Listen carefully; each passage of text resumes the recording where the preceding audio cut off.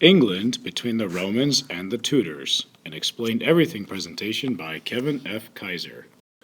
The Roman province of Britain, or Britannia, had been effectively created in 43 AD by the Emperor Claudius, and under the Emperor Trajan, the Roman dominance had been extended pretty much up to the border with modern-day Scotland. Trajan, in fact, extended the Roman Empire in all directions, making it the largest that it ever would be by 117 AD, the largest extent of the Roman Empire.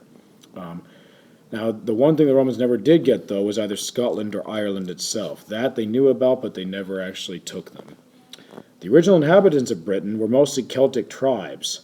With some setbacks, the process of Romanization eventually formed a Romano-Celtic culture on the edges of the earth.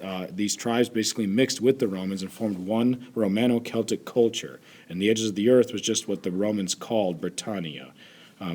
We often refer to the peoples of this culture as the Britons.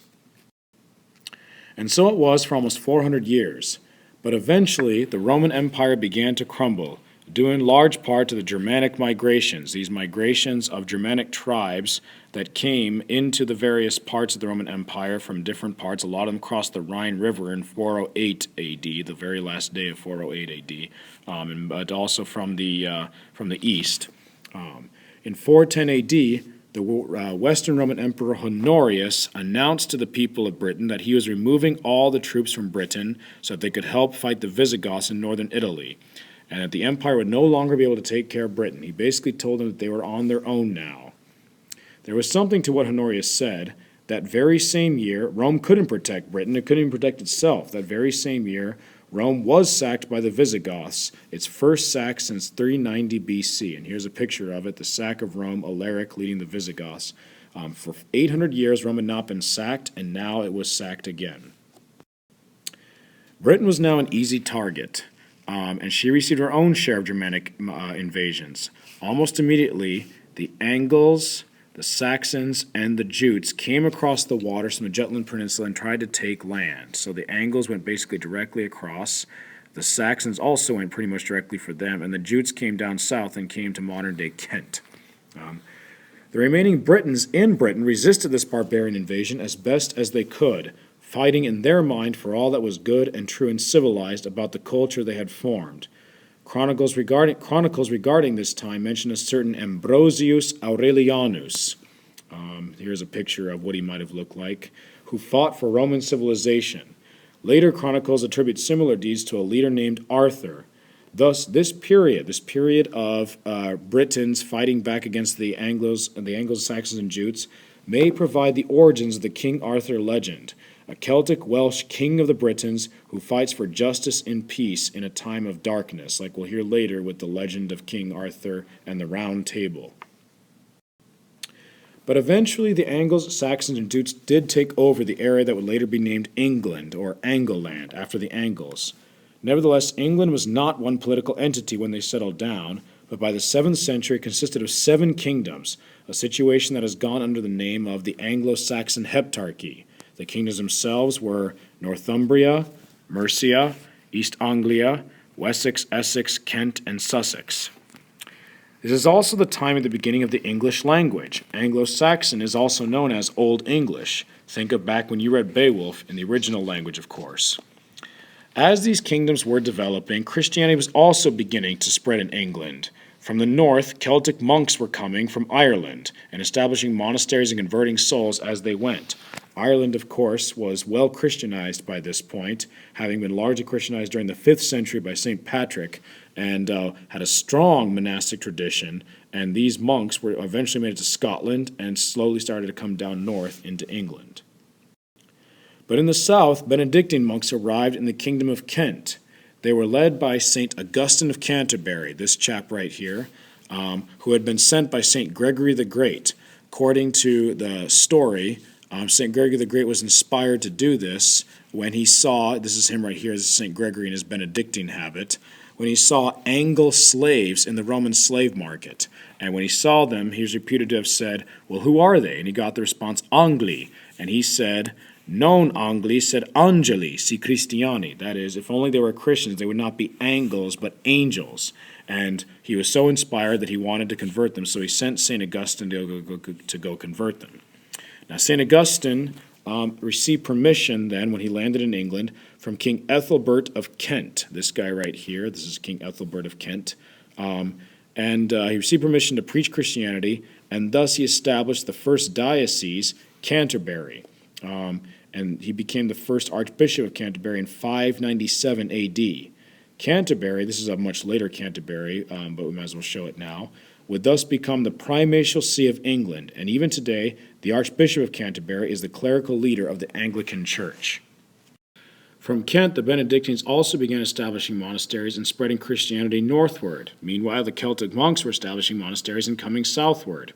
Eventually, the two monastic traditions met in Northumbria, and they clashed. They did not get along. The Celtic monks, they were very different. For instance, the Celtic monks followed no specific rule, but were extremely hardcore.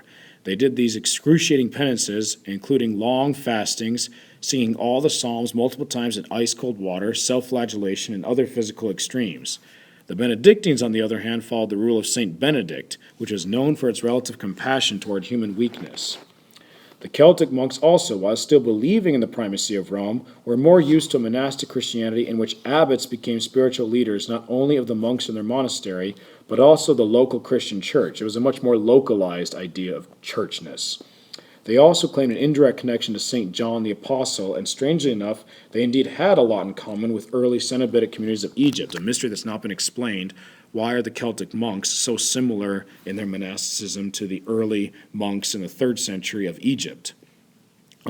Also, the Benedictines, on the other hand, were more directly connected to the structure of the Catholic Church, that is, the diocesan structure, bishops and the Pope. After all, they had been sent by a Benedictine who also happened to be the Pope.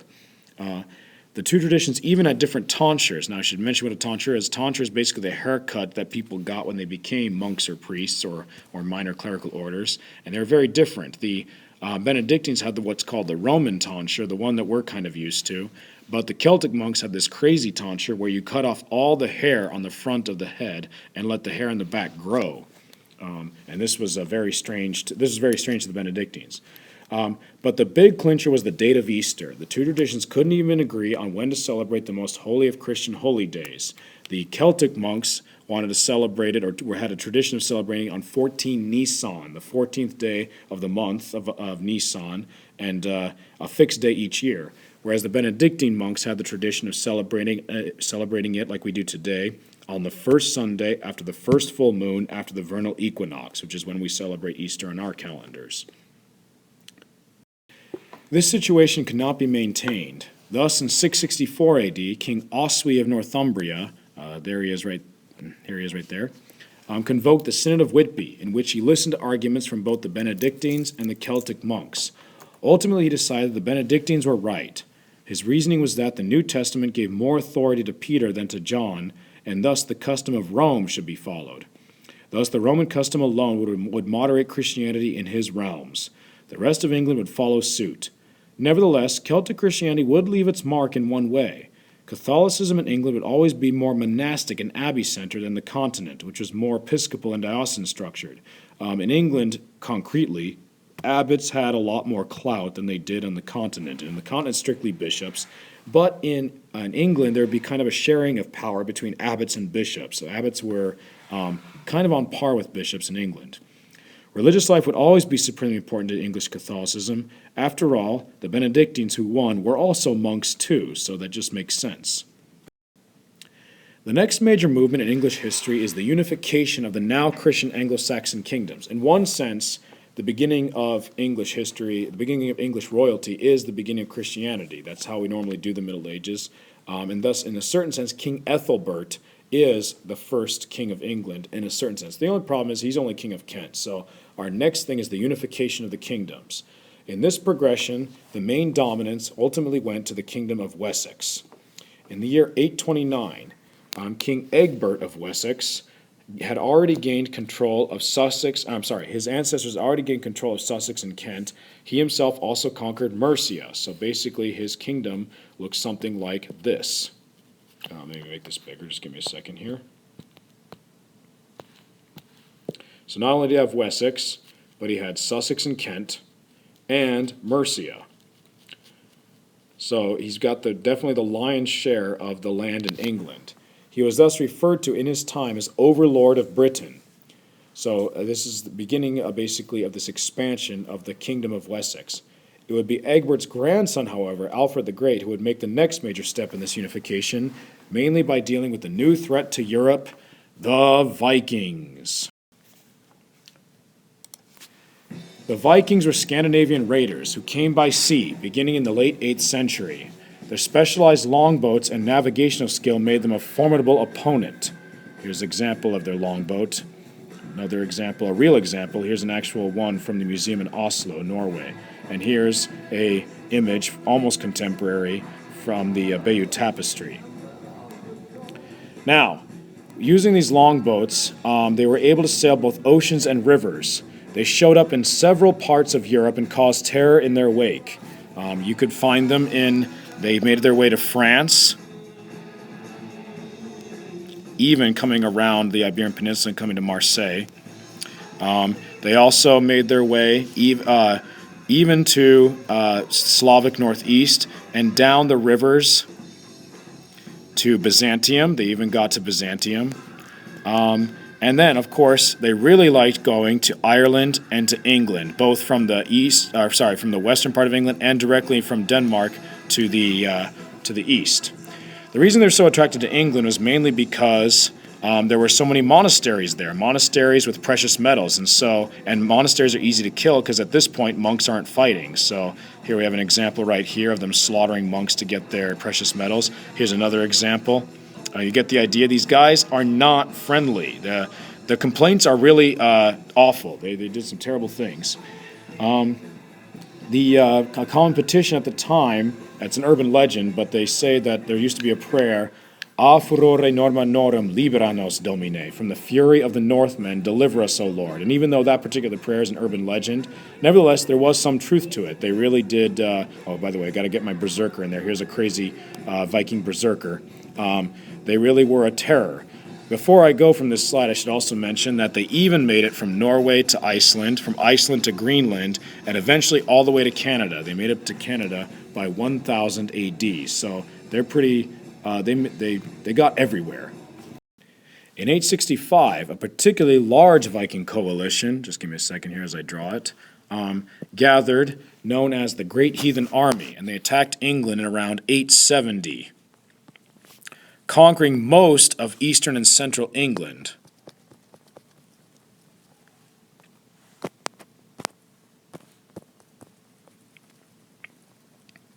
But King Alfred the Great of Wessex, the grandson of Egbert, then beat them in the year 879 and arranged with their leader Guthrum to give back half his land and to recognize Alfred's position as king of the Anglo-Saxons. So now we just remove the damage. They basically, all that goes away. Let's see, there we go.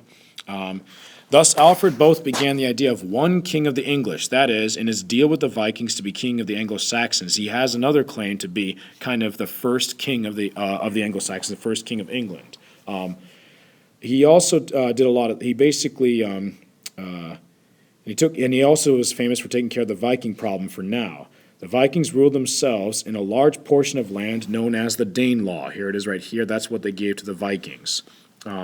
Eventually, the Vikings became Christian and they assimilated somewhat. In fact, words in English such as ill, anger, berserk, happy, and die are all words of Viking origin. Alfred also coined the term English as a way to unite the Anglo-Saxons, and he also promoted education and cultivation of the English language. Now, before we go on with England, I should just mention that this is a general characteristic of the Vikings, this pattern of being offered land, settling down, and assimilating. When Vikings were raiding on the seas, they were a terror, but when Vikings settled down, you wanted them. They normally organized very quickly and built a strong economy and political structure, forging new trade routes and creating strong administrative bureaucracies. They also tend to be very pious Christians once they were converted, with a very real piety and a very deep practical faith. So just to give some examples, just give me a second here. In 862, a group of Swedish Vikings led by Rurik had been offered rulership of Novgorod by the local Slavs. This would eventually become the Kievan Rus, the predecessor to Russia. Eventually they would convert to Orthodox Christianity, appreciating its heavenly liturgies. Then in 988, to commemorate that, the Vikings some other Swedish Vikings, after threatening Constantinople several times, they were offered a job by the Byzantine Emperor Basil II to be his personal guard, in recognition of the fact that they converted to Orthodox Christianity and were zealous Orthodox Christians. This highly effective bodyguard became an elite corps of the army, and became known as the Varangian Guard. So they're down there in the Byzantine Empire. Then, in 911, a band of Norwegian and Danish Vikings coming down the Seine, so here they are, they're Danish and Norwegian, coming down the Seine River, threatened to attack Paris, but instead, King Charles the Simple convinced them to take land in northern France instead. So here they are. This is Rollo. Duke Rollo was this Viking leader. And they took this land in northern France, today called Normandy. They quickly settled there and married Frankish wives. They learned French. They learned the feudal system, and then they quickly executed it better than anybody else before them. They became the most efficient feudal lords of Europe. They also became skilled horsemen and are largely responsible for much of the medieval concept of knighthood chivalry. They became known as the Normans, literally the Northmen, and their land, the Duchy of Normandy.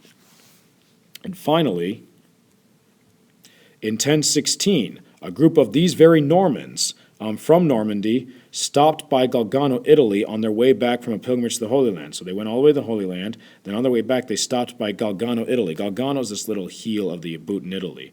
When they were there, they were shocked at the way that the local Lombards let the Muslim Saracens collect tribute from them. At this point, the Muslims actually had Sicily and some parts of southern Italy.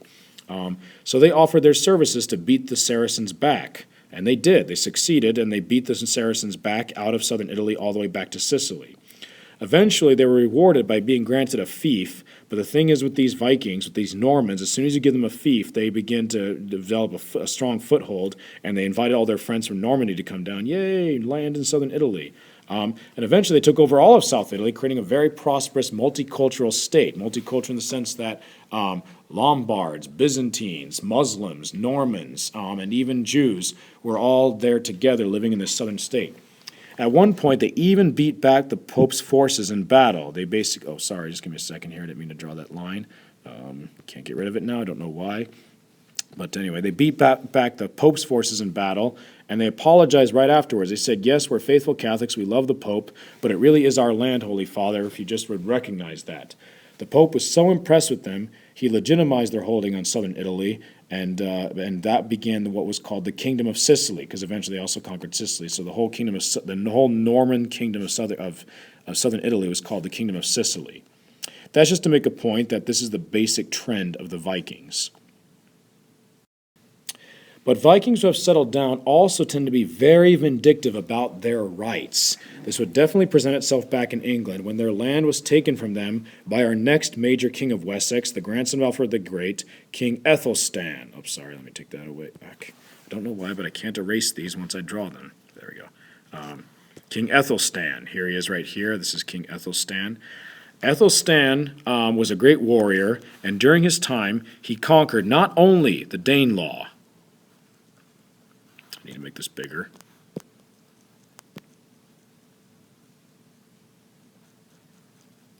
But he even conquered, or actually claimed, just give me a second. He also claimed Wales. Okay, I can't seem to move this without moving the coloring away, so let me just color Wales. He also claimed Wales because of marriage, and he even conquered Scotland by winning a major battle with the Scots.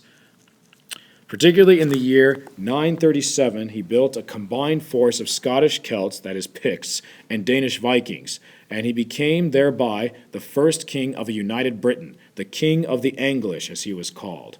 Sometimes he is also referred to as the first king of England. So you can see there's a lot of debates for that title. King Ethelbert, because he was the first Christian king. King Egbert, because he was first called Overlord of Britain. King Alfred, because he was first called King of the Anglo-Saxons. And now King Ethelstan, because he was King of the English. Here, by the way, is a picture of his realms as a whole. So there we go, England during the reign of Ethelstan. And you can see him up there. There he is. Offering homage to St. Cuthbert. Now, but as I said, this was not going to last forever. The Vikings of the Danelaw were not about to let this Anglo-Saxon monarchy have the last word. The next 5 Anglo-Saxon kings after Aethelstan were known as the Boy Kings and were only capable of basically maintaining the status quo. All the Danes in England continue to recognize the king of the English.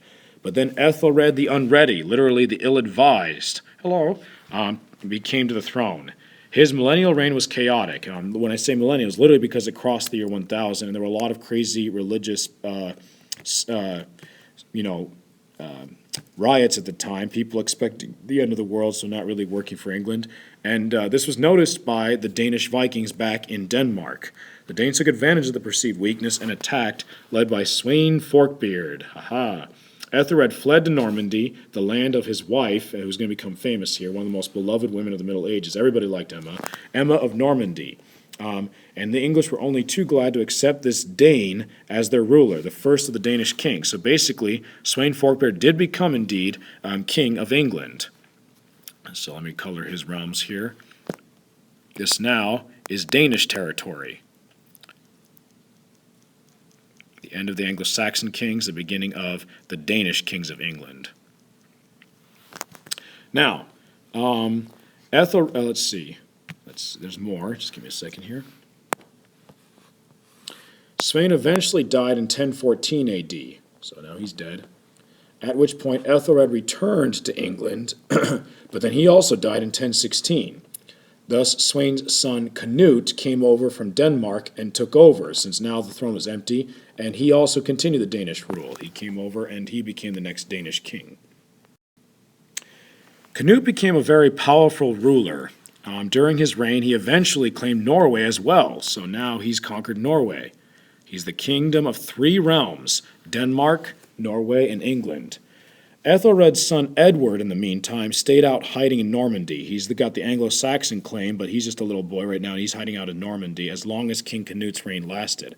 However, Edward's mother, the former wife of Ethelred the Unready, now married again. She married, guess what, King Canute. And the two of them together, Canute and Emma, had also had a son named Harthacnut. So there's their son. Here's Harthacnut.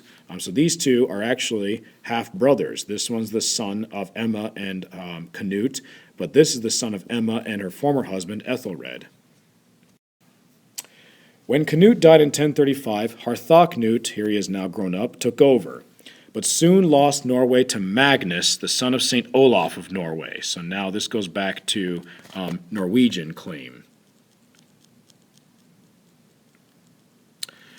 Thus, Harthacnut's reign was marked by little more apprehension. He's not as sure as his father was. He made secret deals with both his half-brother Edward, so these two are making a secret deal, and with King Magnus of Norway, that whoever of them, well, here's the deal right here. He's making a deal. This is him right here as a boy, and this is King Magnus right here. Whoever of them would die first would immediately they would receive the kingdom of the other. As it turned out, the one who died was Harthacnut. He died in 1042. Edward immediately came, based on his deal, he doesn't know about the deal with King Magnus, and took the throne of England, thus returning it to Anglo-Saxon possession. Magnus took over Denmark, so now it's the throne of Norway and Denmark, and he laid claim to England, but he was not going to. He didn't have time to vindicate that claim during his lifetime. That would have to wait for his successor. King Edward, known as St. Edward the Confessor, sorry, I didn't mean to draw that. Let me just erase it. There we go. King Edward, known as King Edward the Confessor, St. Edward the Confessor, had a long, peaceful reign. He married Edith Godwinson, here she is right here, daughter of the Earl of Wessex, but they had no children. Thus, the big problem is when Edward died in 1066. Here is a picture of his funeral right here. There he is. By the way, there's Edith. You can see her in here. She's right there mourning. Here he is on his deathbed, and here he is dead. The problem is when he died in 1066, which is one of the most important dates in Western civilization's history, there were 3 claimants to the English throne. First one was Harold Godwinson, Edith's brother, one of the most powerful nobles of England, and he claims that Edward entrusted the kingdom to him when he was close to death. Here's a picture of it. There's the old Edward right here, and there's Harold, and it looks like, hey, you're supposed to be king after me. So that's his claim. The second one was Harald Hardrada, the successor to King Magnus of Norway, who wants to vindicate that old Norwegian claim going back to Harthacnut's deal with King Magnus. And the third claim was Duke William of Normandy, the grandnephew of Emma of Normandy, who claims that Edward promised the throne to him while Edward was living in Normandy, and he also claims that even Harold himself, that is Harold Godwinson, this guy right here, swore to uphold the promise of Edward that he would get the King of Normandy one time when Harold came to France. You can see right here, there's a picture of William demanding an oath from Harold. He's swearing on the relics. He's putting his hands on the relics of the saints and swearing that he would give the kingdom to Duke William, to Wilhelmo Duci, to Sacramentum Feci. He made an oath that the kingdom would go to Duke William. So he's got a pretty strong claim too. Harold Godwinson was actually crowned as King Harold II, so he actually received the crown, but he immediately has to face the other contenders in the battle. Almost immediately, he has to gather his forces and go all the way north to Northumbria to face the Vikings, to face King Harold Hardrada's men at the Battle of Stamford Bridge. Here's a picture of it, the Battle of Stamford Bridge, and he won. He beat Harold Hardrada, so one of the contenders is out. Let's take a good picture of that. There it is. He's beating the Norwegian Vikings. Unfortunately, there was no time to celebrate. As soon as he won that battle, Harold then heard that the Normans, led by William, came across the English Channel from Normandy and had landed at Pevensey, carrying horses in their ships. You can see this right here. So if you look close, here's their ships, and inside you can see the horses. The English don't have horses. The Normans are bringing horses, even though they're the ones coming by sea. Here they are unloading their horses and getting on them.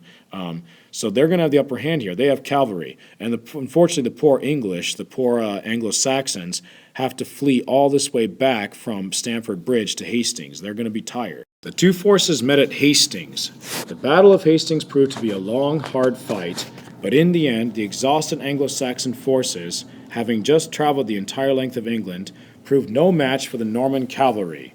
Harold himself died in the battle. And then on Christmas Day of the same year, 1066, Duke William of Normandy was crowned as King William I of England. This was the Norman Conquest. It's known as the Norman Conquest, and William is now more commonly known as William the Conqueror. Now that we've introduced the Norman House, the first of the royal houses of England, it's time to review a mnemonic device that can help you remember your houses of England. And we're going to go through a lot of them in this very lecture right here. The mnemonic device is "No plan like yours to study history wisely." And that stands for Norman. Your first house of England is Norman, the one we just talked about, the beginning of. Then there's Plantagenet.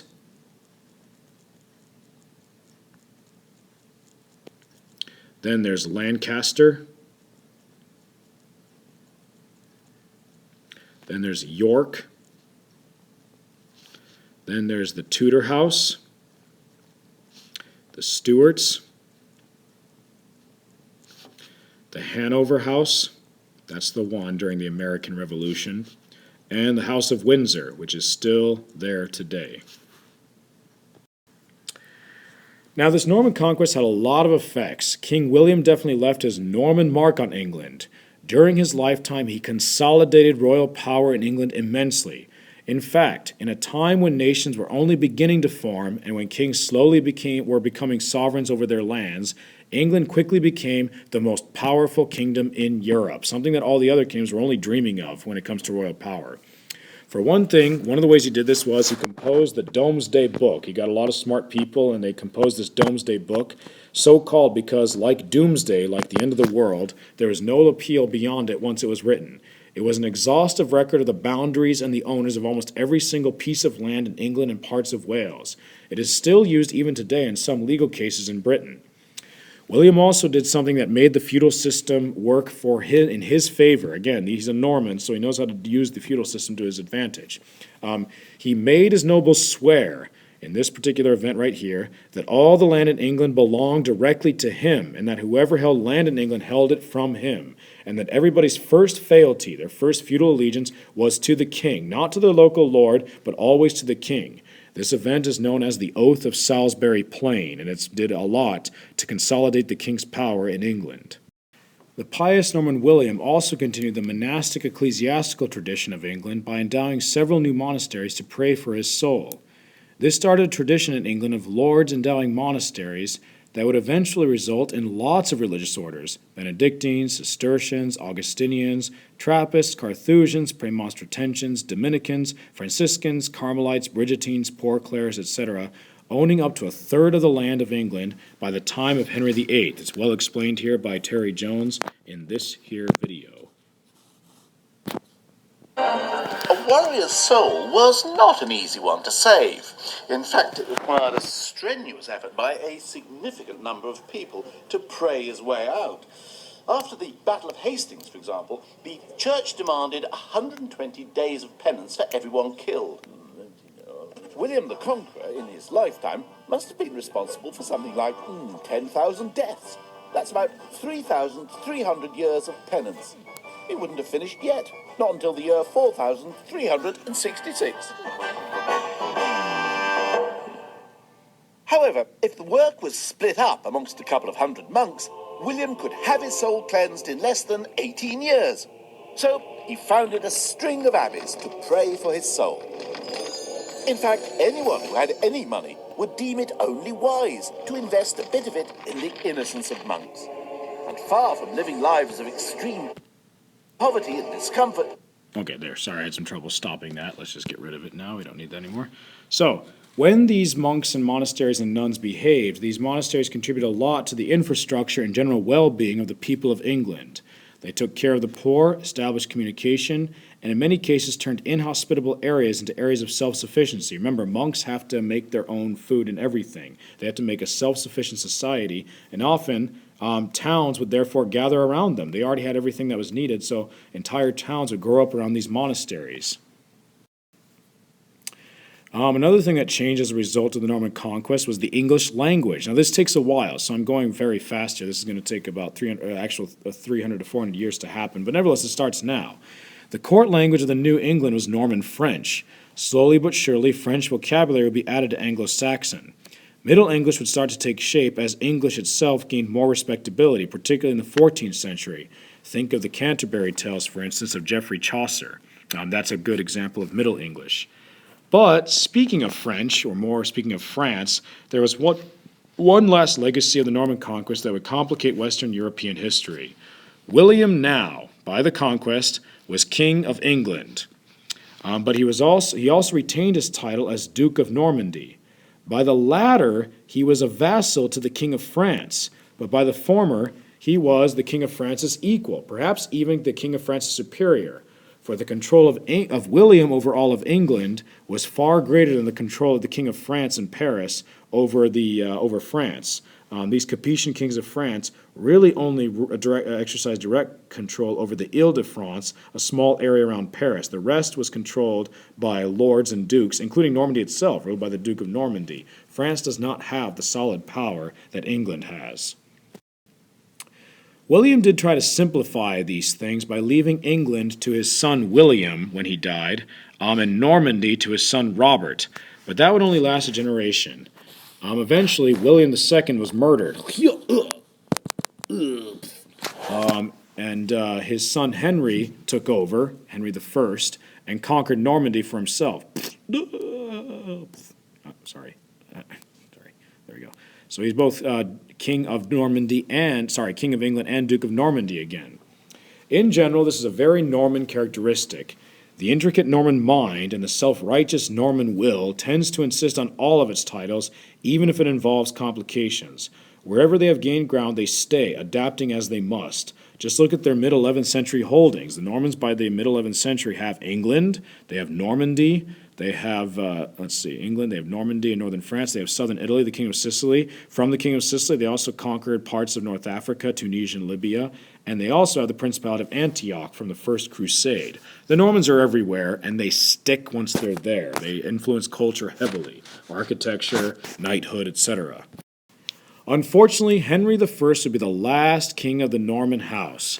His only living son died, along with most of the young nobility, in a major tragedy where all the nobles were in this ship going across the English Channel, the White Ship tragedy, where they all sunk in a storm. It was because the crew was drunk. The White Ship Tragedy of 1120. Henry was heartbroken, as you can see in this picture. Here he is mourning. That was a common theme in art of the time, the mourning of Henry I over the White Ship Tragedy. But he lost his heir. That was the main problem. He lost his male heir. This disastrous shipwreck in the English Channel would have a profound impact. Henry tried to provide for the future by having the remaining nobles of England agree to his naming of his daughter Matilda, Empress Matilda. She was called Empress Matilda because she was once married to the Holy Roman Emperor himself. Now he's dead by this point, but nevertheless they still call her Empress Matilda, and now she is the heir. A girl, a woman, is an heir to the throne of England. The problem is, when push came to shove, when Henry actually died in 1135, they didn't like the idea of a woman, and Stephen of Blois, a cousin of Henry I, usurped the throne. For the next 20 years, there was horrible civil war, a period that has become known as the Anarchy. The well-ordered kingdom that William I and Henry I had created descended into lawlessness, oppression of the lowly, and general poverty. As you can see right here, there's a picture from the time of the Anarchy of these knights taking over a farmer's land. Christ, and here's a farm not producing anything, although it's from a much later picture. Christ and his saints slept, as the Anglo-Saxon Chronicle put it. The anarchy initiated by the White Ship Tragedy would only be ended in 1154 when Matilda's son, Henry Fitz-Empress Plantagenet, would defeat Stephen and be crowned. He becomes the King of England. He's the first of the Plantagenet house. We're now in the Plantagenet House of England. Henry became a very powerful person. In addition to England, he was also Count of Anjou down here, inheriting this title from his father, Geoffrey, Matilda's second husband. Here it is right here. Matilda, of course, her first husband was the Holy Roman Emperor, but then she married Geoffrey of Anjou, and that's how Henry, their son, had the title of Anjou. He also, and he left that title to Henry as well. Geoffrey of Anjou also had conquered Normandy, so by the time Henry was born, Henry also became the Duke of Normandy. And then also, the next stroke of luck was Henry married Eleanor of Aquitaine, the most powerful woman in Europe. She herself had once been married to the King of France. They eventually dissolved that marriage because he apparently was unable to produce children. But then she married Henry, and that marriage gave Henry Aquitaine, which she ruled in her own name, and Gascony, which she also ruled in her own name. Finally, Henry himself conquered other parts of France, notably Brittany. Thus, for a long time, the kings of England would have many claims in what is today France. In England, Henry began a new era, the House of Plantagenet. If the Norman house is characterized as a time of consolidation of the English king's power, the Plantagenet house could perhaps be characterized as a time of consolidation of the king's justice. The main goal of Henry II was to restore the order of his grandfather, Henry I, and to bury the chaos of the anarchy. Concretely, this meant removing the administration of justice from the hands of local lords who, during the anarchy, had either been negligent, haphazard, arbitrary, and sometimes downright oppressive. From now on, in Henry's mind, there had to be one common justice, the king's justice. To achieve this, representatives of the king, called justices in air or itinerant justices, would travel to the various shires and administer justice in the king's name. So these guys worked for the king, not for the local lord. Now, since law had basically been non-existent in the anarchy, and the immediate need for order outstripped any possible pace of legislation, the decisions of these itinerant justices became law, according to the principle of case precedent, or stare decisis, that is, to stand by the things decided. This, in other words, whatever the judges said became law, because every other judge had to follow a similar procedure whenever they met with a similar case. This is the distinguishing feature of the common law system, which, along with the Justinian-based civil law system and the Muslim-based Sharia law system, is one of the three major legal systems in the world today. It's our system, too. As you see right here, I'll just give me a second. Let me put this so it's in the front. As you see in this map right here, it covers a good portion of the world. Anything in this brownish maroon color is the common law system that was started by England. So we follow it. The other English colonies of Africa follow it. India, Australia, anything that's colonized from England basically follows the English common law system. And it all started with Henry. Just for the blue is civil law system, influenced by the Byzantine Emperor Justinian, so anything in the blue. And then this goldish orange is the Sharia law system of Islam. So it's a very powerful legal system, very influential, and it all started with Henry. Henry was very passionate about this project. He was known for his Angevin rages, a trait that was supposedly hereditary in the House of Anjou. The king would drop to the floor and writhe, chew on rushes, the straw that was used to basically make cleaning floors easy. He would actually chew on the straw, and then he would foam at the mouth. So let's draw that here. So here he is. He's foaming at the mouth here. When things did not go his way. There was even an ongoing legend/joke that there was a she-devil in the lineage of the House of Anjou, and they themselves joked about it. The kings of the Plantagenet house would joke that they were descended from the devil. Fortunately, Henry was helped in his goals by someone more temperate, his very able Lord Chancellor, just give me a second here, Thomas Becket, a lowly son of a merchant that became a noted lawyer. Becket's penchant for organization and Henry's passion did much to replace the non-uniform justice of the barons and sheriffs with the uniform justice of the king. The one major obstacle to Henry's goals was the liberty of the church. During the time of the anarchy, the church's system of canon law was about the only extant tribunal of justice and appeals. Thus, it was used to, because of this time, it became used to an independence and self-sufficiency that, at least in Henry's mind, exceeded its customary limits in the time of William the Conqueror and Henry I. Henry saw a free church as an imperium in imperio, a government within a government. In order to curtail the church's liberty, Henry made a decision in 1161 that would prove to be a big mistake. He nominated his friend Thomas Becket as Archbishop of Canterbury. The Pope went along with the plan, as he usually did for England. England had this tradition of basically naming its own bishops. However, things did not go Henry's way. Once Thomas was ordained a priest and consecrated bishop, he took his new job seriously.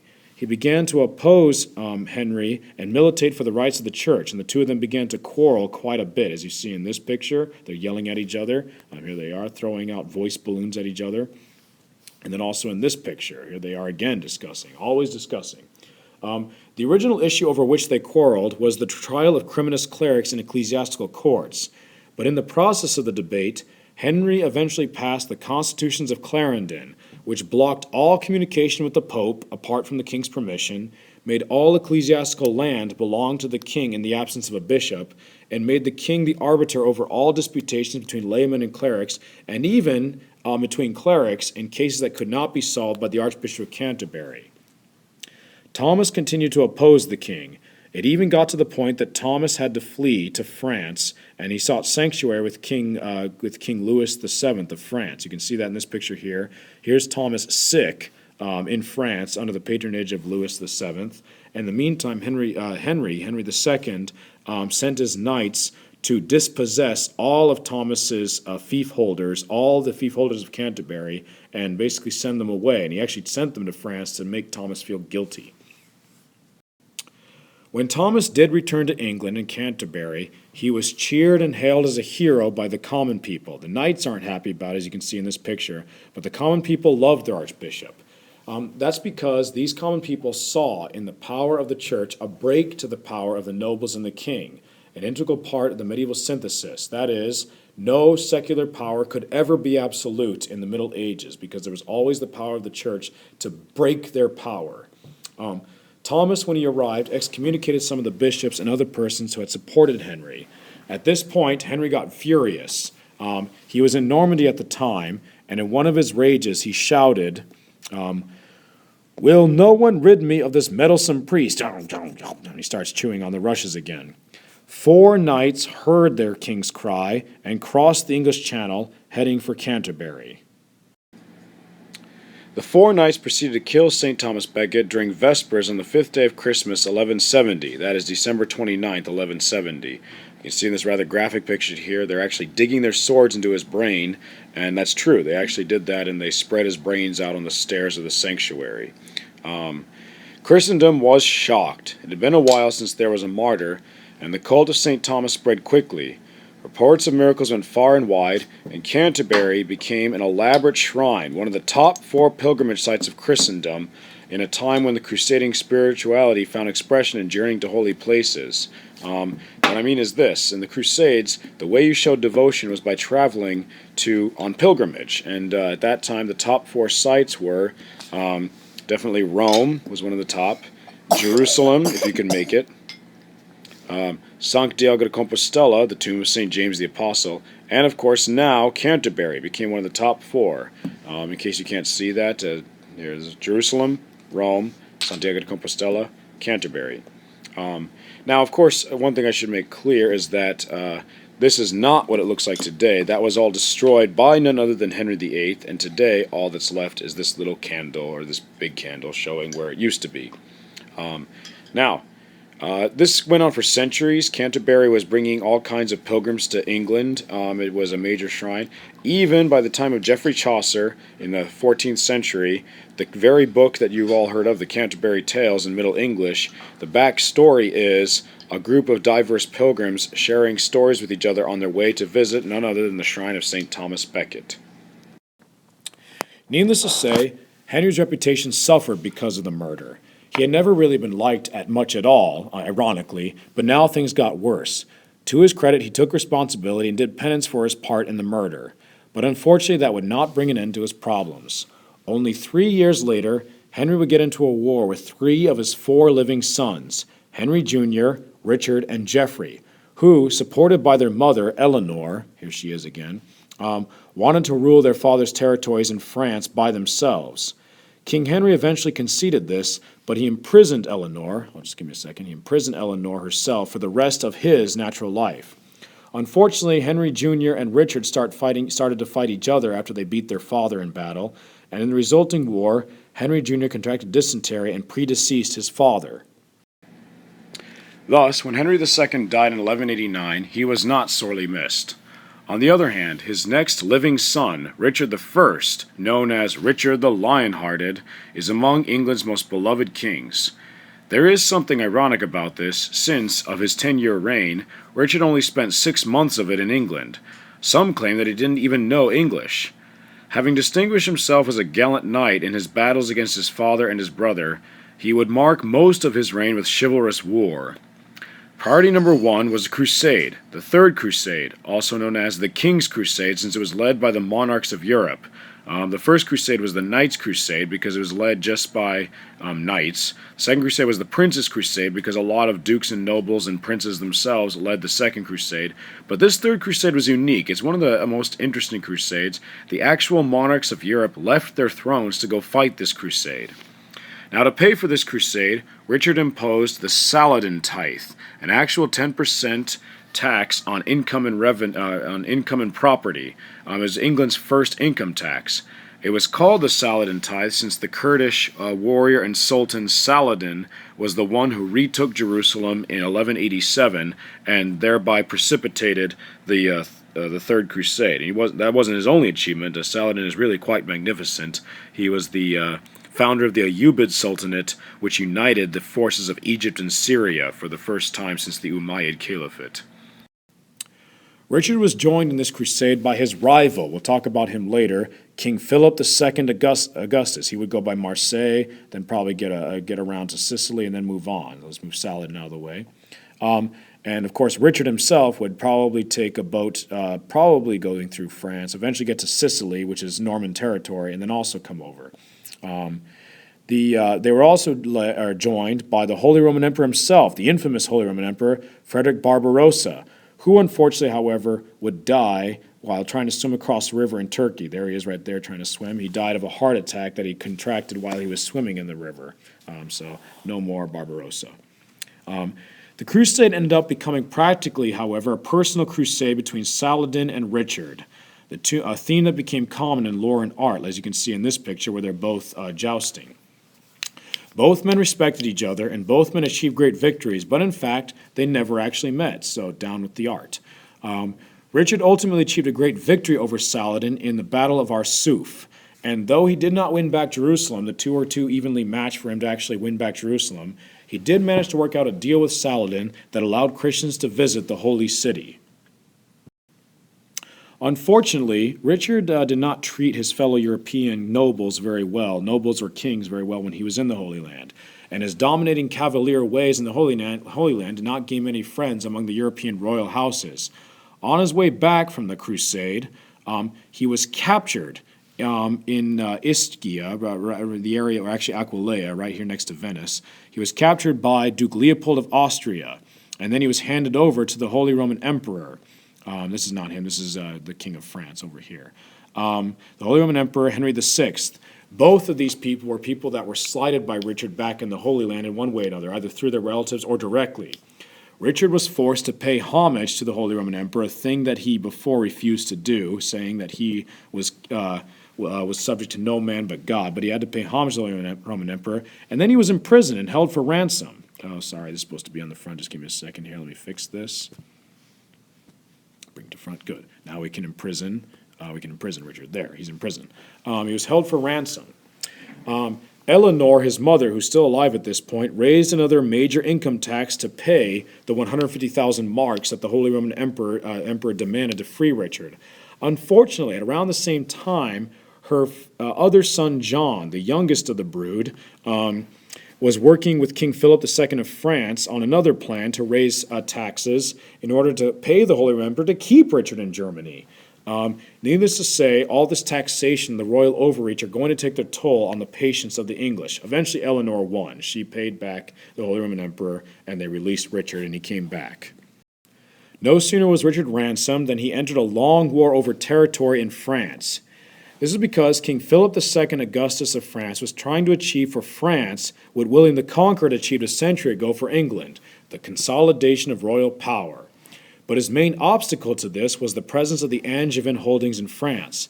As long as the kings of England would also held land in France, it would be hard to convince the other nobles of France that the king was lord over them. After all, there was the king of England himself, who owned land in France theoretically subject to France, but he was also a king, so it's hard to believe that the king really owns France.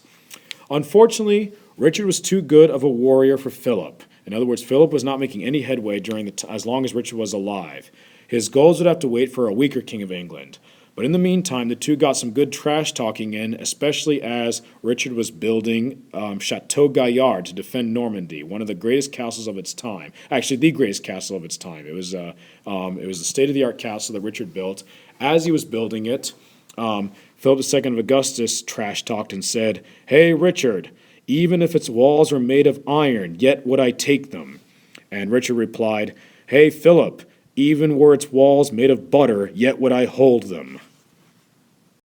Despite all his efforts, Richard was killed by a boy with a crossbow in 1199. His only living brother John took over, the only king of that name in English history. And that's because he was not a popular king, as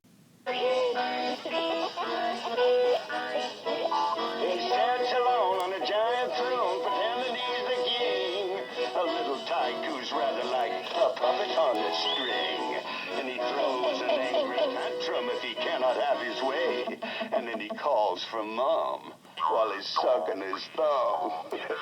You see, he doesn't want to play.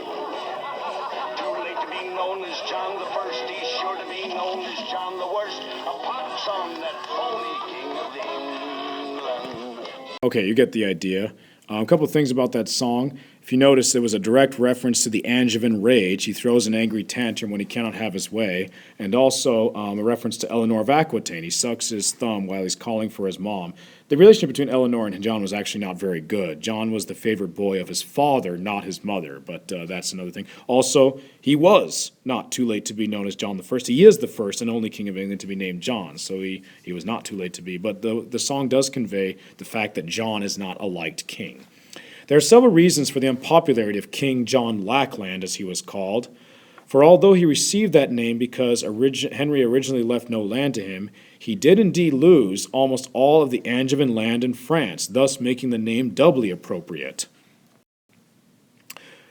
For as soon as King Richard died, King Philip II Augustus of France knew he had a chance. After much fighting, Chateau Gaillard itself fell in 1204, being taken by the French.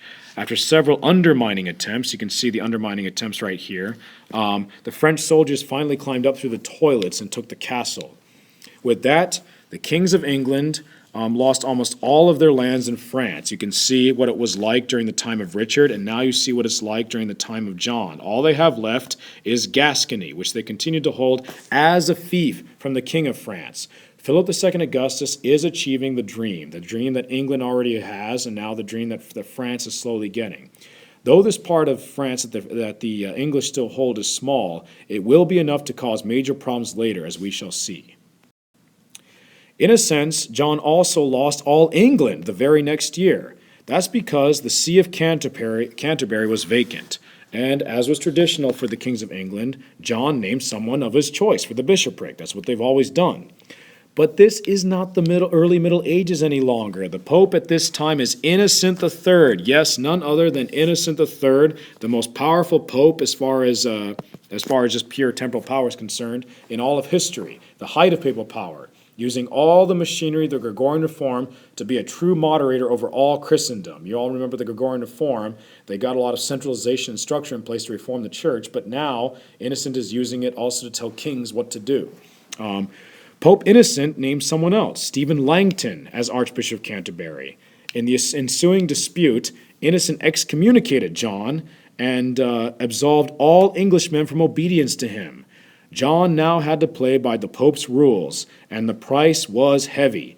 Innocent declared that all of England was now forfeit to the Pope, and John had to receive it back as a fief from him if he wanted to be restored to the fold of Christendom.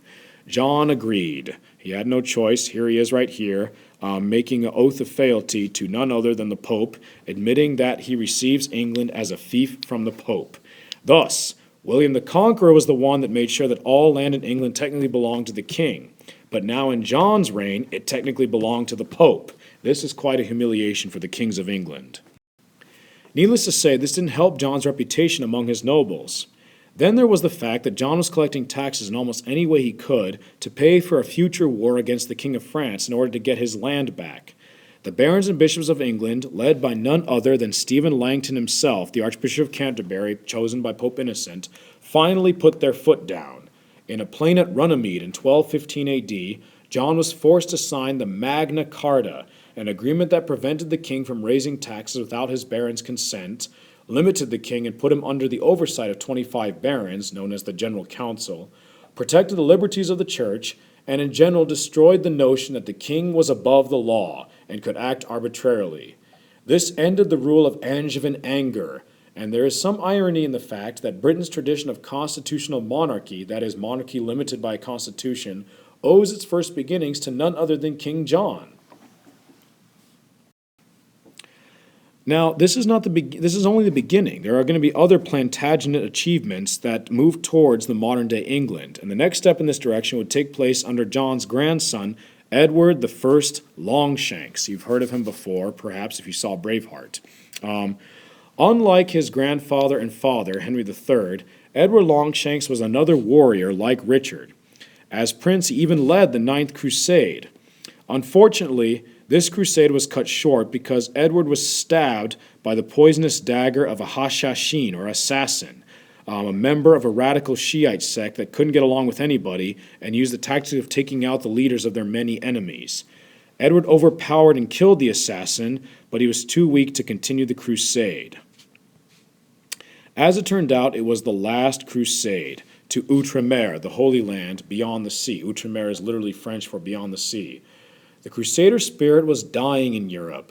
The Crusades proved to be much harder than anyone expected, and nations were beginning to come into their own, seeking their own identities apart from this general name of Christendom. They wanted to be France, they wanted to be England, they wanted to be Scotland, etc. Edward would also come to experience this incipient nationalism directly when he became king after his return from the Crusade, King of England. His reign is especially known for his attempts to solidify the ancient claims to Wales and Scotland. With Wales, he succeeded and proceeded to build several castles in Wales to establish the English presence. These castles came with colonies of Englishmen. But Scotland fought back hard, and led by William Wallace and Robert de Bruce, won its independence, at least for now. Of course, all this war also cost money, which is our main point, the next step towards the British constitutional monarchy that is part of the Plantagenet legacy. Basically, since these wars cost money, Edward he needed new revenue. But King Edward went beyond the stipulations of the Magna Carta. In 1295 AD, he demanded that not only would his new taxes be approved by the Great Council, but he wanted 2 knights from every county, 2 burgesses from every borough, and 2 citizens from every city to join the Council of Barons and Bishops, and the king even asked them for their consent. They were not merely advisory, he asked them for their consent in raising new taxes. Edward wanted to make sure that he had the backing of the common people when he made further demands of them. This meeting is known as the Model Parliament because it provided the idea for England's bicameral consultative and later legislative body consisting of a House of Lords and a House of Commons. The Plantagenet House indeed was defining the future England in more ways than one. Soon the incipient nationalism that we saw in Scotland would also take hold of England as well, and the main catalyst of this would be the 100 Years' War, which would begin during the reign of Edward Longshank's grandson, Edward III. Here he is right here. The stage was set by the death of the last Capetian king of France, Charles IV, in 1328 AD. He's dead. Now, after he died, there were 2 good claimants to the throne of France. Let's take a look at the family tree here. One was Count Philip of Valois. Here he is right here. That's because he's King Philip IV the Fair's brother's son. The other was King Edward III of England himself. But here's the problem. The French nobles did not choose Edward III, partly because his claim is traced through a woman, Isabella the She-Wolf of France. She, by the way, is the queen that shows up in the movie Braveheart. And the problem is, the French interpretation of Salic law normally forbid tracing lineage through a woman. And you can see that's the case with Edward III. Of course, the other problem is very simple. Edward III is the king of England, and no king of France wants the king of England to be the king of France. For now, Edward was courteous about this. He actually went ahead and paid homage to the king of France, the new king, Philip VI Valois, for his fief of Gascony. Recall, the English have some land in France, this little piece of Gascony down here, but they hold it as a fief from the French king. But the French would push too far. First of all, they gave asylum to Robert the Bruce, and they also promised Robert the Bruce that if war would begin again between between England and Scotland, the French would help the Scottish. Secondly, Philip VI had tried to organize a crusade, but he then canceled it in 1337. But instead of getting rid of his ships, the ships moved from Marseille in the southern France to the English Channel, and these ships included both Scottish ships and French ships. In response, Edward saw a threat, and he prepared. He sent soldiers up to the border with Scotland, and he sent soldiers prepared to go defend Gascony if need be. So they got them ready on the Cornish coast to go to Gascony if need be. Now, Philip responded by going ahead and taking over Gascony. He basically occupied Gascony for Edward's insubordination. Then Edward threw down the glove. He declared war on what he called the so-called King of France. He shows that he's bitter about the fact that he's not King of France, and he declares war on this so-called king. The long war for the French throne had begun, the 100 Years' War. Now, the 100 Years' War is, of course, very long, but we can summarize the main points in 2 basic ideas. First one is that the English were the dominant for the first 3/4 of the war, winning smashing victories over far larger French armies at Sluis in 1340, which was a sea battle, at Crécy in 1346, one of their best, and at Poitiers in 1356, which had the most repercussions because in it they actually captured the French king, John II, and held him for ransom. This was a huge blow to the French morale. The English also gained large tracts of land, even Paris and Reims. Reims is important because it's actually the site where French kings are supposed to be crowned. It was a war in which chivalry and knighthood died. While the French relied on knights and tried to abide by a code in which knights fought honorably against knights, The English had no choice but to rely on a largely peasant army armed with the formidable new weapon, the longbow, which could do a lot more damage than the crossbow. It's a lot faster, and its length and its springiness made the arrows go a lot stronger. It could do damage from afar. The English also generally avoided open war and went on slash and burn chevauchés, destroy, destroy, destroy.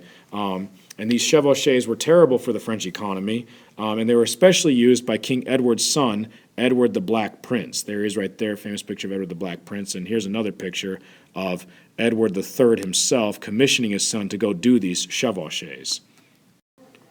During the war, the House of Plantagenet also came to an end. This is because Edward the Black Prince predeceased his father from an unknown illness. Thus, when Edward III died, his 10-year-old grandson took over as King Richard II. At the same time, there was a ceasefire in France, which ended up not being very good for the English. They were restless. The combination of military restlessness and the youth of the king did not endear Richard II to his people. He also just had a pretty rough reign. For one thing, he had to deal with the peasants' revolts led by John Ball and Wat Tyler, which was among the worst peasants' revolts in the wake of the Black Death. As you can see, it's one of the most violent, as you can see in this video right here. Summer of 1381, the peasants left an indelible mark on the history of England. The peasants' revolt took everyone by surprise. It was quite astonishing. From out of nowhere, it seemed, tens of thousands of peasants arrived in Blackheath on the outskirts of London and demanded the king abolish all forms of servitude, taxation, and the aristocracy. The king, who was only 14 at the time, quite understandably said he'd need to think it over. The peasants, however, wanted liberty, equality, and brotherhood. And when did they want it? Now. 400 years before the French Revolution. Talk about pushing. The king, who'd been talking to the rebels from this safety barge in the middle of the river, decided to go home for his tea. The peasants obviously needed to make their point more forcibly, so they rampaged through London, killing lots of Flemish people. Not quite sure how that helped. One group broke into the Tower of London. They burst into the royal living quarters, and there, according to the tabloids of the time, they sat on the beds and poked into everything with their filthy sticks. Some of them even tried to kiss the king's mother. They then dragged the Archbishop of Canterbury and the Treasurer out of the White Tower and cut off their heads, which they paraded round the town stuck on poles. Now, if it sounds to you like the lunatics have taken over the asylum, that's what a lot of people at the time thought. But they weren't lunatics. The peasants' agenda was informed, tactical, and most of all, political. They targeted lawyers and court officials. They made bonfires of legal and tax records. They were deliberately erasing their servile past. The final straw was when the barons imposed a poll tax to pay for their war in France. This was bitterly resented because it meant that everybody had to pay the same, rich or poor. And to make matters worse, the government got its sums wrong. They based their calculations on the population size before the Black Death. So when they failed to raise the amount they expected, they imposed a second poll tax. And that was when the unthinkable happened. The peasants took up arms and revolted.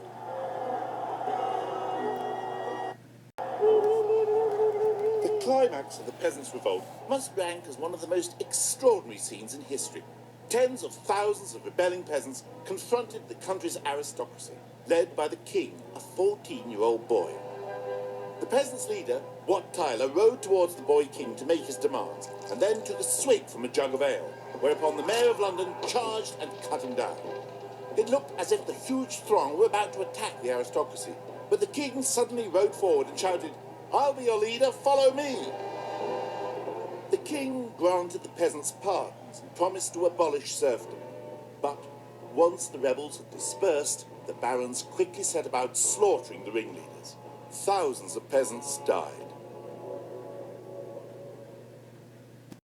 So you see that King Richard II actually dealt with the peasants' revolt quite decisively, but he also has been having a rough reign, and there's a lot of people who don't like him. It was also Richard, the last Plantagenet, who brought to fruition a dream of Henry II, the first Plantagenet, by passing the Statute of Praemunire in 1393. This statute and its related statutes basically made an outlaw of any Englishman who aided a foreign power, especially the papacy, to the detriment of Englishmen. Popes had been used to treating England as their own territory since Innocent III, but with these statutes, no money could go to the Pope, either one, that is, for this was the time of the Great Schism and there were two popes, without the king's leave. No appeals could be made to the Pope against an Englishman. No non-Englishman could hold an ecclesiastical role with a benefice in England, and all benefices reverted to the king. It was all only a matter of English law. That is, it didn't really bind the popes, and the popes were quite angry about it, but they could do little to stop it. They were too busy dealing with rival papacies and renegade councils to intervene as Innocent III had done, and furthermore, the people of England are more afraid of their king who stands by, or who is close by, than they are of the Pope who's far away. Thus, Henry VIII, in his own time, would already have a body of precedent, a body of case law, that he could draw upon when he wanted to close England off completely from the papacy and the Catholic Church. Now, despite his decisive treatment of the peasants and his reversal of the situation with the church as King John had left it, Richard was not popular. He often gave the nobility short shrift, in particular his cousin Henry Bolingbroke. Henry Bolingbroke also was a guy who supported the rights of the church, contrary to King Richard. Thus, in 1399, Henry gathered the support of both the barons and the bishops, this is him right here, and he's talking to the bishops and the barons, and had himself declared king in place of Richard in 1399. As you can see it right here. Here's Richard handing over his crown to Henry Bolingbroke. No one quite knows if this actually happened, if Richard handed it over willingly or not. And thus began the English House of Lancaster. Richard himself was imprisoned in the Tower of London, built by William the Conqueror, and died the next year under mysterious circumstances. Henry IV Bolingbroke had to spend the rest of his reign confirming his newly gotten throne, suppressing rebellions by nobles, Welsh, and Scots. But by the time of his death in 1413, the House of Lancaster was firmly established. His son Henry V took over, another one of England's most beloved kings. Henry had one goal, the throne of France. He renewed the 100 Years' War, and he went on a recruitment campaign to gain support for the war against the French.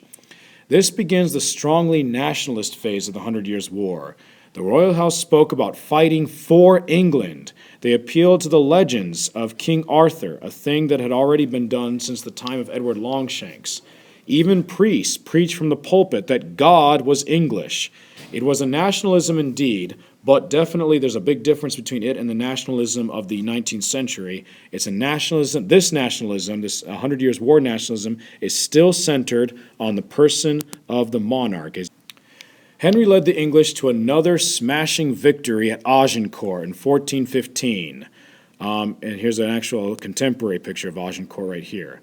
The terms of the Treaty of Troy that came afterward in 1420 seemed to mean the end of the war. Henry married the French princess Catherine, as you can see right here. Here's Catherine, here's Henry. And it was agreed that he would become king of France after the death of her father, Charles VI. All seemed over for France. But as it turns out, God is not English. The same year that Charles VI of France died, Henry V also died. Furthermore, his son Henry VI, just give me a second here. His son Henry VI was young and prone to bouts of insanity. Finally, the Dauphin, the Prince of France, his also name was Charles, here he is right here, had no intentions of relinquishing the rest of France. Unfortunately, he could not be crowned unless he made it to Rheims. So he's a prince without a crown. He could not be crowned unless he made it to Rheims. But the English and the French forces had been at a standstill at Orleans, defended by the English. And Charles had no plan. The French were totally demoralized and just could not break the siege at Orleans. The solution came from an unlikely source. A 17-year-old girl, right at this time, named Joan of Arc, came to the Dauphin and convinced him that God had commanded her to raise the siege of Orleans and get the Dauphin crowned at Rheims. Charles entrusted to her the entire armed forces of France, unmatched in history for any 17-year-old, and she succeeded in precisely those tasks, raising the siege of Orleans and getting the king crowned at Rheims in short time. She fought for the heavenly king and for France, and it was the shot in the arm that the French morale needed. A new weapon also made its entrance during the Hundred Years' War in this last phase, the cannon. At Agincourt, the first man ever to be killed by an arquebus died. Here's an arquebus right here. It's a predecessor of the musket and a descendant of the hand cannon. This is a hand cannon right here that was already used in the 14th century. And at the siege of Orleans, the French used cannons against the fortifications. It would be an exaggeration to say that the Hundred Years' War was the beginning of early modern warfare, but there is no doubt that it was not medieval warfare. It was certainly a war of transition in so many ways. At any rate, the French won the war in 1453, and with the exception of Calais, the English lost all their lands in France. You can see the huge change. All this belongs to France, and then the English have England and just Calais, the port of Calais up there. One would hope that England would now take advantage of the peace and focus on rebuilding. But unfortunately, only 2 years after the war with France had ended, another bloody civil war began, the War of the Roses. By the way, this constant warfare is a reason that England is late to both the Age of Discovery and the Renaissance. King Henry VI was seen by many as unfit to be king. Thus, Duke Richard of York, both of whose parents were descended directly from Edward III, fought and pressed his claim to the throne by force of arms. In the war that followed, the symbol for the House of Lancaster, i.e. Henry's house, was a red rose, and the symbol for the House of York, i.e. Richard's house, was a white rose, hence the name of the war. Richard, the Duke of York himself would die, but his son Edward did manage to take the throne from Henry VI, his third cousin, and thus began our fourth English house, the House of York. Henry was locked in the Tower, but the throne would switch back between Henry and Edward until Henry died, possibly murdered. Murdered. There. When Edward himself died in 1483, his 13-year-old son became King Edward V. But the young king's uncle Richard acted as regent. Boo, hiss. Eventually, the young king and his brother were both imprisoned in the Tower, or both locked in the Tower of London, and they both disappeared under mysterious circumstances. And strangely enough, Uncle Richard became the next king. His reign is associated with intrigue and political murder, and he is one of England's most despised kings, though some recent historians are making great efforts to rehabilitate him. His skeleton, by the way, was just found in 2012 under a parking lot in Leicester.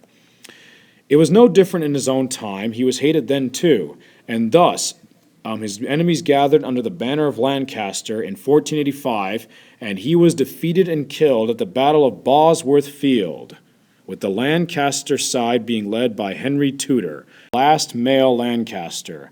This battle ended the War of the Roses. At the end of it, Henry Tudor was handed, as you can see in this picture, the crown of Richard III, and he became King Henry VII. To help the peace and aid in the legitimization of his rule, for his claim could only be traced through a woman on one side and a bastard on the other, Henry married into the House of York in the person of Elizabeth of York, the sister of the boys in the Tower, the boys of Edward V and his brother Richard, also named Richard. She was their sister. To symbolize the unity of the houses, Henry merged the two roses into the Tudor rose. Thus began the House of Tudor. Henry also legitimized his reign by appealing to the Arthurian legends that the last Plantagenets and the Lancasters have been utilizing to arouse national sentiment. You can see it right here. Here's a round table of King Arthur, and right in the middle, the Tudor rose. Henry himself claimed to be descended from Arthur through his Welsh lineage, and Henry also named his eldest son Arthur. Here's his eldest son. It was this son that Henry arranged with Los Reyes Católicos, Ferdinand of Aragon and Isabella of Castile, to have betrothed to their daughter, Catherine, thus hopefully setting the stage to marry the Tudor house into Europe's most powerful nation at the time. This, of course, established his house even more firmly. The Tudors are here to stay, and there shall be peace in England so long as they can produce an heir. The end. Or not quite. Perhaps I should add a brief summary. First, we have the Roman period, extending from 43 AD, when the Emperor Claudius invaded Britain, to 410 AD, when Honorius removed the troops, followed by a dark period, dark to us, meaning we just don't know much about it, in which the Arthurian legends might have their basis. Then there's the Anglo-Saxon period, running from the Heptarchy, the Seven Kingdoms, through the dominance of Wessex, Egbert, overlord of all Britain, Alfred, who dealt with the Vikings and became king of the Anglo-Saxons, and Ethelstan, who literally conquered the entirety of the island of Great Britain and was known as King of the English, to the time of Ethelred the Unready. Then you have the period of the Danish kings, Sweyn Forkbeard, who conquered England, Canute, who also conquered Norway, and they both had Denmark, and Harthacnut, the son of Canute.